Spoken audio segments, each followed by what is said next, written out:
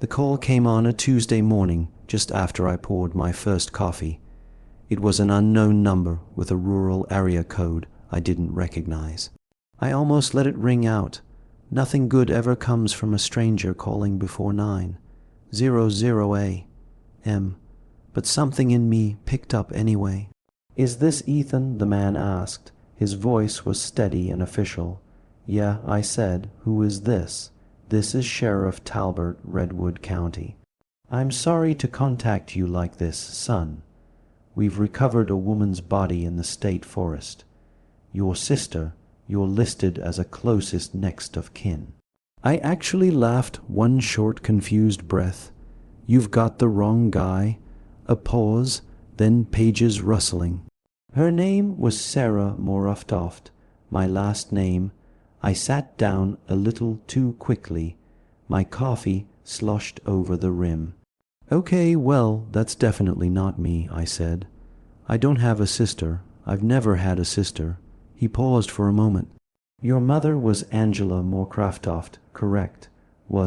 I said. "She died 3 years ago, and your father alive, but he lives in Nevada now." "We don't talk much." Talbot cleared his throat. "Well, sir, I understand this is difficult, but our office already ran a preliminary DNA test. The state lab sent the results 30 minutes ago. The deceased woman is a full biological sibling match. 99%. The room tilted. For a second, I thought the sheriff might have misread something. Mixed up files, contaminated samples, or maybe there was a glitch in whatever software they used. "Look," I began, trying to keep any panic from my voice. "I'm an only child, always have been. My dad would have mentioned something like this, like a dead daughter. My mom," I cut myself off. "She wasn't here to clarify anything." "I understand," Talbot said, "but the state doesn't normally get these things wrong. I'm afraid we'll need you to come down and formally identify the next of kin." My brain snagged on the phrase like it was written in another language. Formally identify the next of kin. How was I supposed to identify someone I didn't even know existed? "Identify her how?" I asked quietly. "In person," he said. "When you see her yourself, we'll know more." His words stuck with me long after the call ended. "When you see her yourself, we'll know more." The implication wasn't subtle. Whoever she was, whoever I apparently shared blood with, they thought I would recognize her. I drove 6 hours to Redwood County. It was a nowhere town that didn't even bother with a welcome sign. It was surrounded by forests, littered with gas stations, and a stretch of road that looked like they've been forgotten by time and funding. The sheriff met me outside the building. It was an older guy with a drooping mustache and a wrinkled face that looked like it had been whittled out of pine bark. He nodded and led me through a side entrance into the coroner's suite. I'd expected it to be like what you see on TV with high-tech equipment and bright white tiles. But instead I was greeted with a concrete floor, linoleum walls, and the smell of preserved meat and bleach that assaulted my nose. "She's in drawer 6, the coroner said quietly. "A woman mid-50s maybe. Her badge read Dr. Elkins." I followed her to the wall of refrigerated units. She glanced at me like she was waiting for me to give her a reason not to do this. I didn't. She pulled open the drawer. The moment I saw the body, my stomach turned cold. She was about 30, maybe 35, skin pale, lips drawn back, dark hair brittle and sunken around her jaw. There was something about her face that wasn't quite alien. If anything, it was worse than that. She looked like my mother, close enough that I instinctively took a step back. Same nose, same curve of the cheekbones, same slightly off-center parting of her hair. But there was something wrong beneath the familiarity. Her frame was frail, like she'd gone years without proper food. Her ribs rose like piano keys beneath her skin, fingers bone thin and curved like they've been clenched for too long. And her skin, grayish, waxy, was marred by little patches of what looked like hardened scarring around the nose and mouth. Elkins noticed me staring, calcified scar tissue in the lungs, probably long-term exposure to mineral-heavy dust. Could be a fungal buildup. Honestly, we haven't seen anything like it outside of old mining accidents. She paused. Do you have any idea how this happened? I shook my head. I hadn't even known she existed a few days ago. Sorry, she said gently. Didn't mean to push. The sheriff stepped closer and handed me a sealed evidence bag. Inside was a small damaged Polaroid. It looked like it had been clutched tight for years, creased, torn in one corner, yellowed at the edges. I turned it over. It was me, 5 years old, bowl cut, missing front teeth, standing in the grass somewhere with a toy plane in my hand.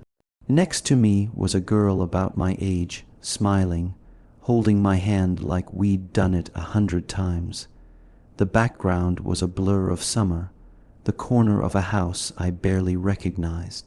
I didn't remember taking that photo. I didn't remember her. But there we were, like siblings, like we belonged together. I told myself 100 times I was going to sell the house after Mom died. I even had a realtor on stand-by. Keys in a manila envelope, business card paperclip to the top. But I never followed through. Every time I tried, something in me locked up. My chest became heavy, and it was like I was abandoning my parents, my childhood, everything that used to feel solid. It wasn't logical. I knew she was gone. I knew the house couldn't hold on to them. Not really. But some part of me still believed that as long as I had the keys, as long as the furniture stayed where they left it, I hadn't lost everything. So when I got back from Redwood County, that's where I went. The house was still how I'd left it, sheets over the furniture. A faint trace of Mom's perfume still lingered on the carpet. Every room carried a memory like wallpaper. But now that wallpaper felt thinner, brittle, like if I peeled back the right corner, something else might be underneath. I started in the living room. Her storage tops were still stacked behind the couch, labeled in neat cursive. Xmas important papers, Ethan's school, and photos. That was the one I grabbed first. I sat cross-legged on the floor, a plastic tub between my knees, and flipped through album after album. Baby pictures, birthday parties, school photos, smiles and crayon drawings, and Easter baskets. But somewhere around age 3, the timeline blurred. Photos were missing. Whole pages had been ripped out, slices of times gone without explanation. No photos between Halloween of 93 and the summer of 97. Just blank spots, torn stubs where glue once held something real. I checked 3 more albums. Same thing. Age 3 to 7 erased, gone. I had to wonder, had my mom done this? Was she trying to hide something, or had it been Dad? I could almost hear his voice in my head, annoyed, impatient. Why dig up the past? Nothing good comes from that. The thing is, I wasn't digging. I was remembering or trying to. It was nearly midnight. By the time I finished tearing through the boxes and albums, I didn't want to stay the night. The house didn't feel like mine anymore. It was still the same layout I grew up in, the same walls and corners, but without them there. It felt hollow. But I hadn't slept much since the morgue, and the highway back to the city was all curves and blind turns. I didn't want to risk it, not with the rain starting to spit and streak the windows. So I stayed. The air mattress I kept rolled in the trunk was still there along with a sleeping bag and a half-dead flashlight. I inflated it in what used to be the den. Hardwood floor, high ceilings, and the dusty ghost of where the couch used to be. The smell in the house had turned damp, like wet cardboard and neglected drains. I had to wipe the floor down with a dish towel just to make room. The silence pressed in once I lay down.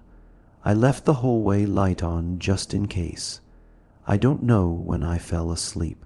I just remember waking to a voice. It whispered my name faintly, softly, almost playful, coming from somewhere down the hall. I froze for a moment, holding my breath to listen out, but there was only silence. I sat up, reached for my phone to check the time.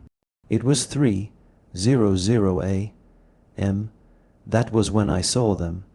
There were bare, muddy footprints tracking across the wood floor from the kitchen, leading from the back door. They were small, too small to be mine, too wide apart to be a child crawling. They ended at the edge of my air mattress, right at the corner where my head had been moments earlier. And there were no prints going back. I stood slowly, not breathing, heart smashing my ribs, and backed into the kitchen. I flicked on the overhead light. The back door was locked, deadbolt in place, no windows broken, no wind, no creaking. I pulled out my phone and opened the app for the old security cameras. I'd installed them right after Mom passed. They were cheap, motion-sensitive ones, just enough to spook off any squatters or drifters. The house had sat vacant too long, and I didn't trust people not to take advantage. The feed from the backyard loaded first at 2:50 a.m. The camera glitched for just a frame. Then the back door opened slowly. No one in sight. Then something entered, small, crouched low like an animal. Its outline shimmered like heat on pavement. And then the feed glitched again, static blooming across the screen, and the door was closed. Nothing else. I scrubbed back and forth, pausing at the exact frame where the thing stepped through. There was no shape to it, but there was a shadow, and the shadow reached out to touch the door frame like it was routine. I turned, half expecting something to be standing in the room behind me. Empty, except the footprints were dry now, crackling like they'd been there for hours. I went still. The whisper came again, closer this time. "You forgot me." I spent most of the morning sitting in the same chair I used to eat cereal in as a kid, staring out the window like I expected the trees to spell something out for me. When I finally dialed, I already knew what he'd say, but I needed to hear it. He picked up on the third ring. "Yeah, Dad," I said, "it's me." A pause. "Is everything okay?" "No," I said, not even close. I could already hear the defensiveness loading behind his silence. "I need to ask you something, and I need you to tell me the truth. No nonsense." He sighed heavy through the receiver. "It's about your mother's house again." "No," I said, "it's about my sister." That word landed hard. I heard it hit him. Something shifted in the way he breathed, but his voice didn't break when he replied, "You don't have a sister. There was a body found in Redwood County, a woman." I was listed as the closest next of kin. The state ran a DNA test. She was a 99% sibling match. "That's not possible," he said instantly. "Too quick. It's a mistake. They mix things up all the time."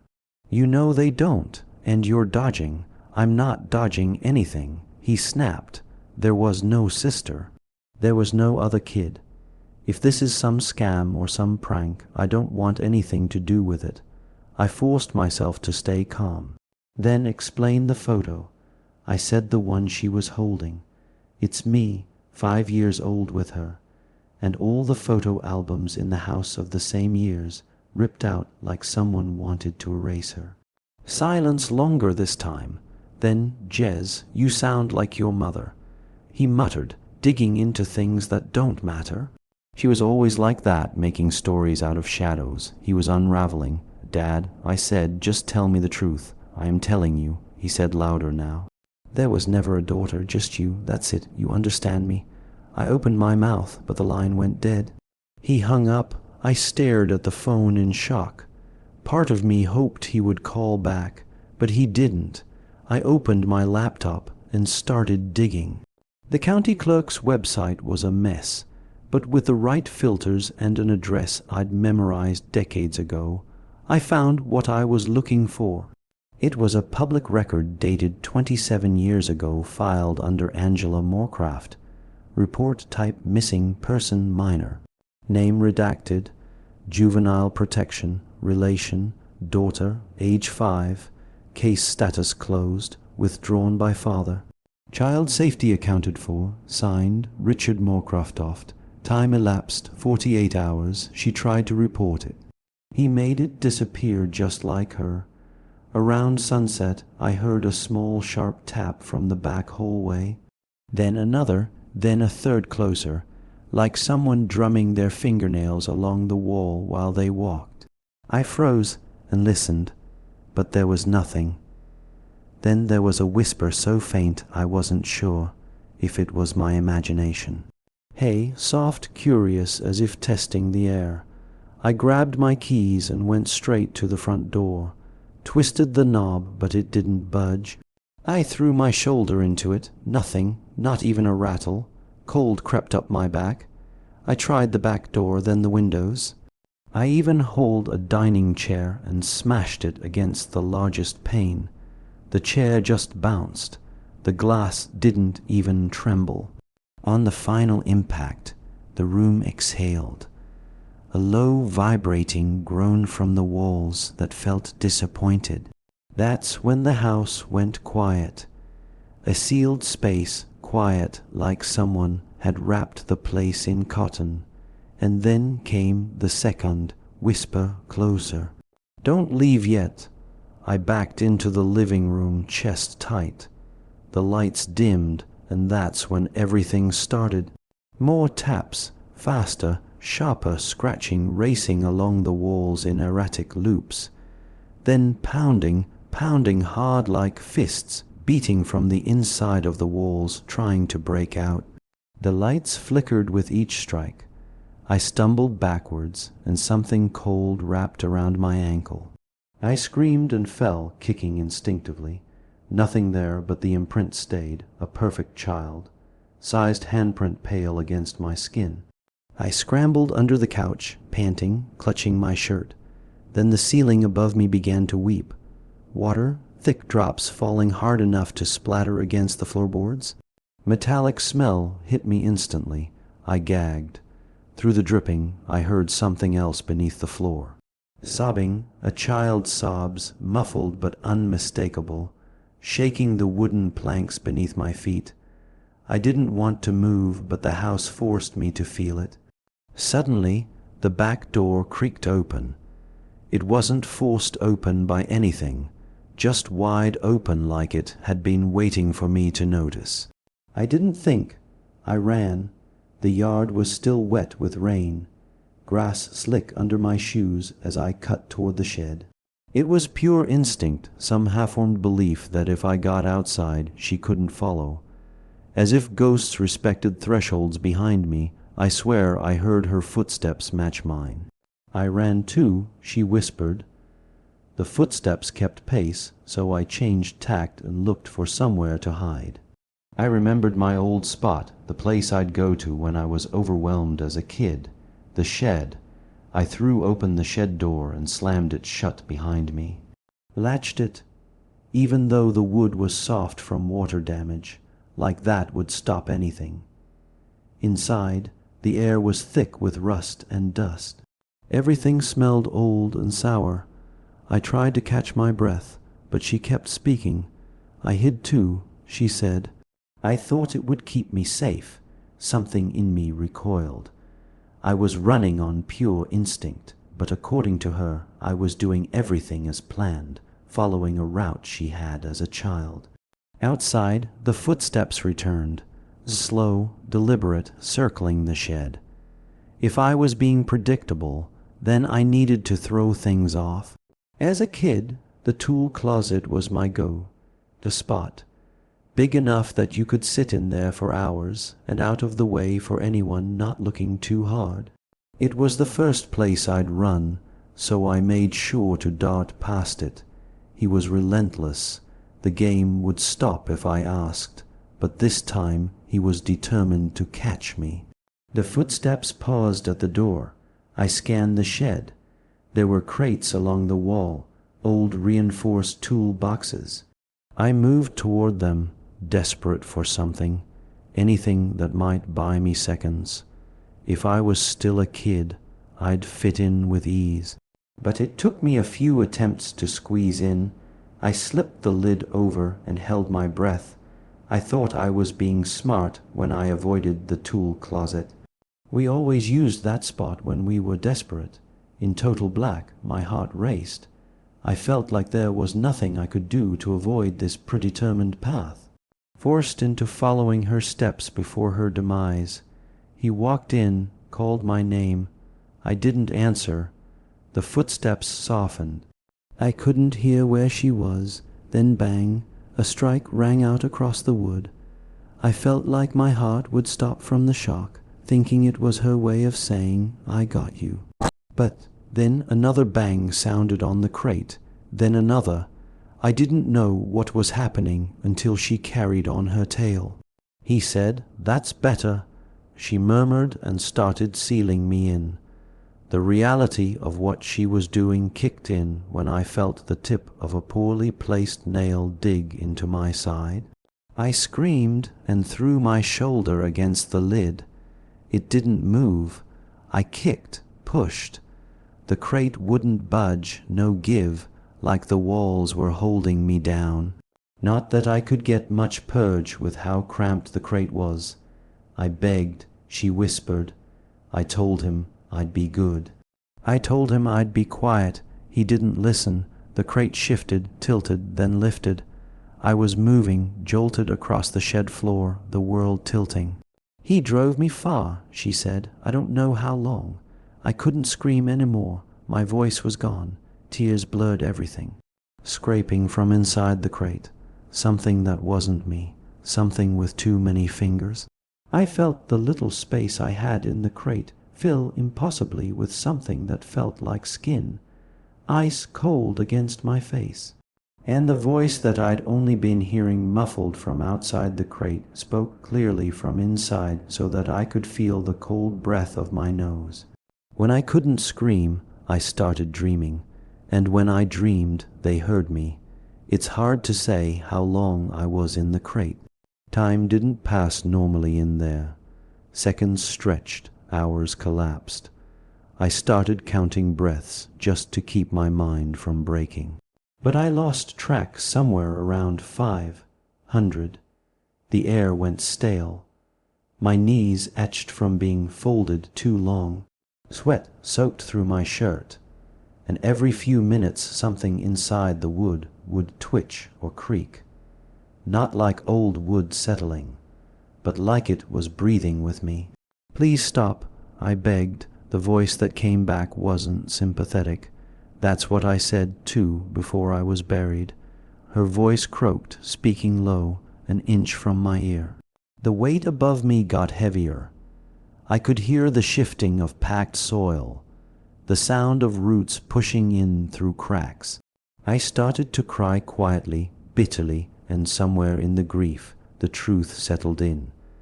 My sister was buried alive by our father, and no one had come for her. I had lived a normal life, birthday parties, road trips, and a decent college. She had died in a box, forgotten by everyone. And now I was in her place, and the worst part, I couldn't even say she was wrong to put me here. That's what gutted me the most. "You didn't deserve this," I whispered. "None of it." The crate creaked. "You were just a kid. I should have known. I should have remembered." I paused, tried to swallow the lump in my throat. My chest was shaking. "But it wasn't me who did this to you." It was him, silence, but I could feel her listening. It should have been him inside this box, not you, not me. The darkness held his breath. You want someone to suffer for what happened. Fine, so do I. I pleaded. I waited. A long silence passed. He's still alive. The voice came from just above my head, clear.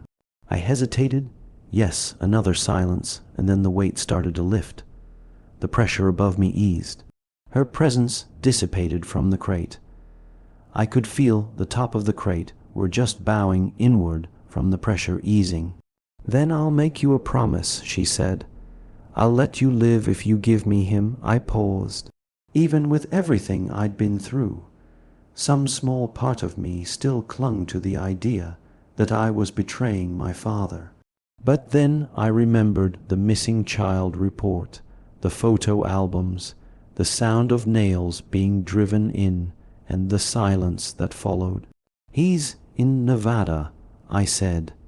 "Desert Ridge," using the name Edward Fox. "I'll even give you the address." The crate split open. Just opened. Cool night air hit my face like a slap. I gasped, crawling out into the damp grass under a sky I hadn't seen in what felt like days. No one was around, but I knew she'd heard me. When I pulled myself out, I expected to see the backyard. I didn't. I was in the woods deep enough that the trees blocked most of the sky. Wet leaves clung to my shirt.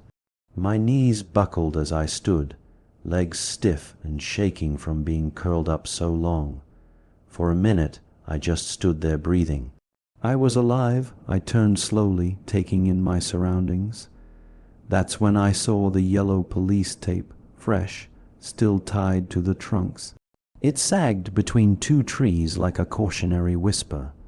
There was a shallow pit nearby, half filled with disturbed earth. This was it where they found her. She hadn't taken me to some memory or symbolic grave. She'd brought me to the exact place her body had been unearthed. And somehow she'd made the journey feel like a memory instead of miles. She'd retrace the path. It took me hours to hike back to the road, longest still to find someone willing to give me a ride into town. Every step I took, I thought about him, my father. Part of me hoped she was already there, that it was done, that the next time I checked the news, I'd see a report about a man found dead in his trailer in Nevada. Cause unknown, but part of me didn't because he was still my father. And even if he deserved it, I needed to understand. Why her? Why bury her? Why make me forget? I borrowed a phone from the gas station clerk. It took me 3 tries to dial the number. He answered on the second ring. His voice was groggy, probably drinking, maybe sleeping. I didn't care. "Hello." I said nothing at first, not knowing what to say. Then I simply decided to be blunt. "She's coming." "Silence! What the hell are you talking about?" he snapped. "Who is this? You know who this is." Another pause and rustle of movement like he was sitting up straighter. "Look, you never had a sister. Drop this nonsense. Do you understand me? You're being manipulated." I could hear the panic under the anger now. "You can tell her that yourself," I said flat. "She's on her way to you." The silence that followed didn't stretch. "It snapped, Jez," he whispered. It didn't stop. I didn't say anything. He started breathing heavier, not scared for himself, but scared of something bigger. "Listen, I didn't kill her," he said. "Not really. I tried to stop what she was becoming, what she was bringing through." He spoke like the dam had broken, like he'd been waiting to say this for years. "She was born wrong," he said, "not deformed or something genetic, just off, like her eyes saw something the rest of us didn't, and when she talked in sleep the walls would sweat. Do you understand? Water, condensation, like something was breathing on the other side. At first I thought she was just disturbed, maybe even gifted, but the older she got, the worse it got. Birds stopped nesting near the house. Mirrors warped around her. She stopped aging for almost a year. I felt the blood drain from my face. She told me things she had no way of knowing. She started to whisper names at night, names that weren't real, not in this world. They weren't even pronounceable. And one night I checked the baby monitor, and his voice broke. Something else was whispering back. I sat down on the curb outside the gas station. The world felt suddenly too big, like it was pressing in from all sides. My grandfather left journals, old country stuff.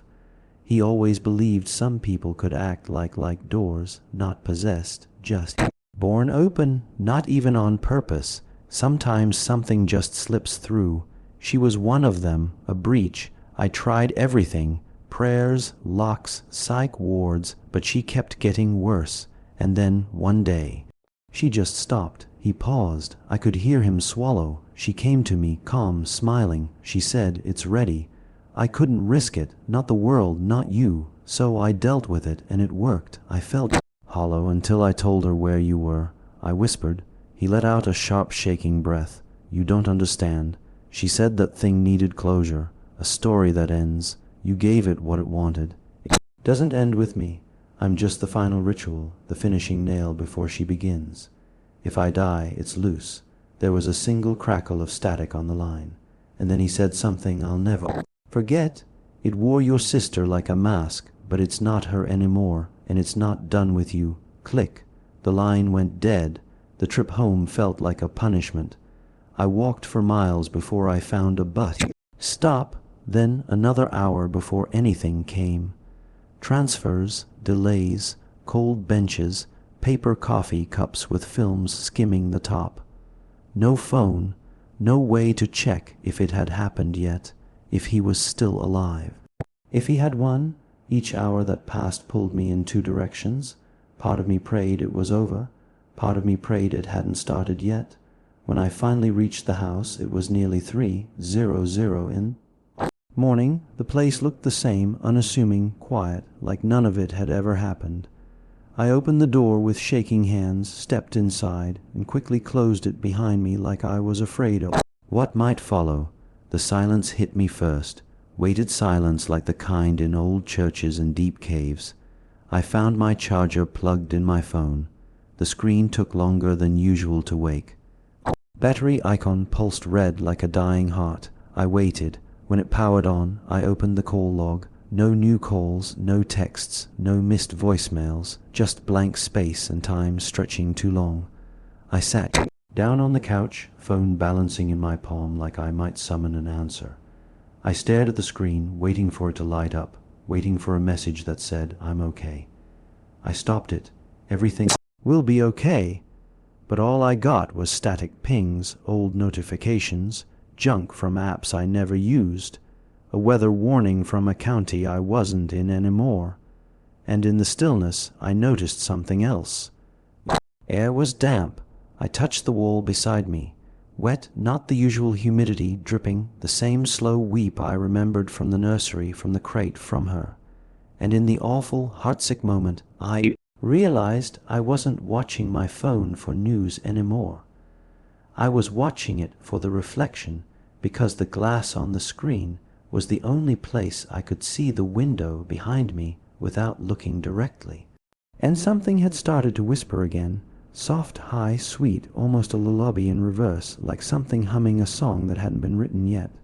I turned the phone just slightly, angling the reflection toward the far wall, and there she was, just outside the window, smiling. Her face didn't move like a human's. Her skin looked brittle, like porcelain stretched too thin.